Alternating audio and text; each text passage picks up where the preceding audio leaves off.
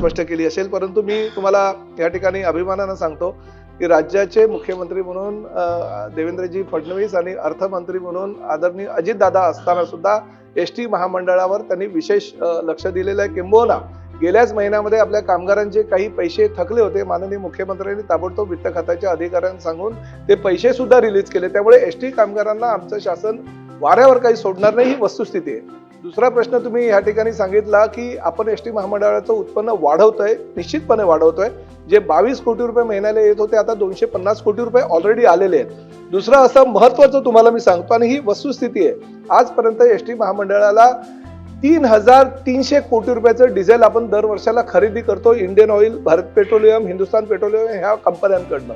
मी ST महामंडळाचा अध्यक्ष झाल्यानंतर ताबडतोब त्यांच्याबरोबर बैठक घेतली। 2 रुपये 70 पैसे जी सूट आपल्याला देत होते त्यांनी 30 पैसे वाढवले, म्हणजे 3 रुपयाची सूट केली।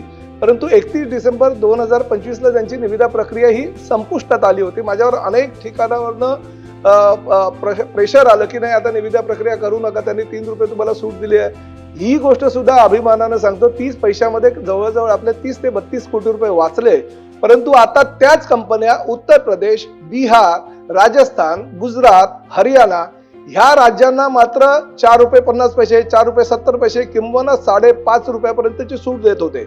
मी निविदा प्रक्रिया राबवली आणि मला अभिमानाने या ठिकाणी सांगावंसं वाटतं की त्या निविदा प्रक्रियेमध्ये काही लोकांनी जे आमच्याशी चर्चा केली 5 ते 5.5 रुपये आपल्याला सूट अपेक्षित आहे, म्हणजे राज्य शासनाचं 200 कोटी रुपयाचं त्या ठिकाणी उत्पन्नाचा स्रोत हा वाढणार आहे। म्हणजे जेवढं ह्या एसटी महामंडळाच्या तूट आता जी आपली आहे ती भरून काढण्यासाठी आपण प्रयत्न करतोय आणि जास्तीत जास्त सुविधा आपल्या लोकांना कशा देता येईल।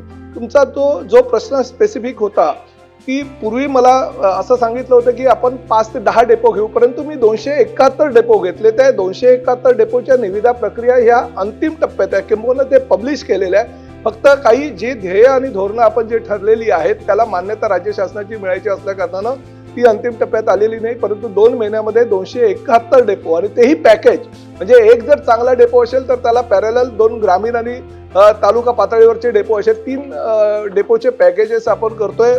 चांगल्या प्रकारे प्रीबिडला सुद्धा आपल्याला लोक त्या ठिकाणी आलेले चांगले म्हणजे नेरडको सारख्या संस्था किंवा MCHI सारख्या संस्था त्यामध्ये उतरलेल्या आहेत। चांगला प्रतिसाद त्याला मिळतोय आणि निश्चितपणे जसं मी तुम्हाला सांगितलं आधी की बस पोर्ट आपल्याला निर्माण करायचे, महाराष्ट्राचे बस पोर्ट पुढल्या 5 वर्षामध्ये अतिशय चांगल्या प्रकारचे झालेले तुम्हाला आढळतील।